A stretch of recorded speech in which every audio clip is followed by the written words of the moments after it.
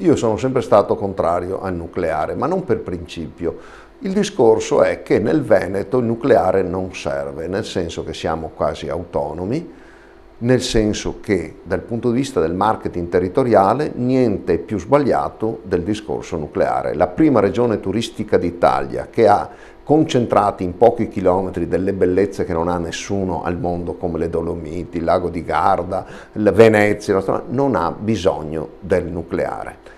Però non sono contrario in assoluto. Resta il fatto che quello che sta succedendo fa cambiare idea anche a me, fa pensare anche a me che la mia analisi non fosse esatta.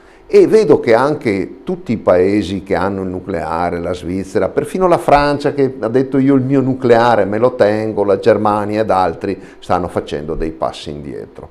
Forse è proprio giusta la strada delle energie alternative, giusta la strada soprattutto del risparmio energetico, che è forse l'energia alternativa più consistente e più importante, che può dare di più. Sia chiaro, sull'onda dei sentimenti adesso è da dire di no al nucleare, però l'Italia paga l'energia molto più cara degli altri. Le nostre imprese sono bloccate dal fatto che pagano l'energia il 40% in più del resto d'Europa.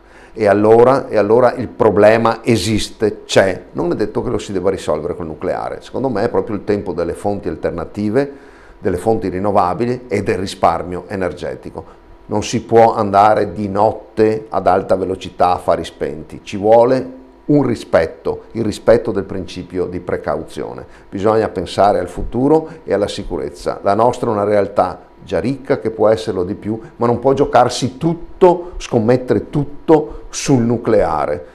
La storia del Giappone insegna, sono bravi, molto bravi, hanno in mente la qualità, sanno fare le cose bene, eppure sono a rischio loro e il mondo intero.